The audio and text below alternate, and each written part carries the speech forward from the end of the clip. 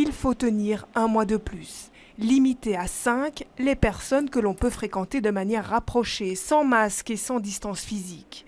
Pour certains, c'est jouable. Tout est tenable tant qu'on se met en tête que c'est quelque chose qu'on ne voit pas et que par contre il est bien pressant. D'autres estiment que le maintien de la bulle à 5 est hypocrite car personne ne la respecte réellement. Il n'y a pas de frontière vraiment claire, donc on dit ok bulle de 5 mais dehors, à l'intérieur, au boulot, est-ce qu'il y a une différence avec tes collègues? Niveau amis, ça a été facile, mais famille, c'est un peu plus difficile.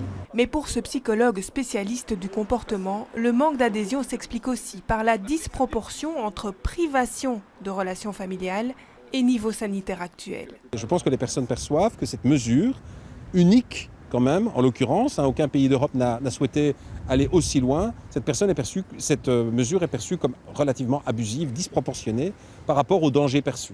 La crainte des professionnels de la santé mentale que le maintien de cette bulle ne mette en danger les personnes les plus fragiles et les jeunes aussi. On ne nourrit pas un consentement simplement à l'aide du bâton, à l'aide de la politique du pire. On nourrit un consentement en partie en permettant de réduire l'incertitude, c'est-à-dire en disant voilà, si on fait cela, on a des garanties que la situation va s'améliorer, qu'il y ait une vision positive des choses, en renforçant positivement ce qui a été fait jusqu'à présent, et alors surtout en reconnaissant la souffrance des groupes à risque, en particulier les personnes jeunes. Rappelons néanmoins que si l'on respecte le port du masque et la distance d'1,50 m, chacun d'entre nous peut voir jusqu'à 10 personnes.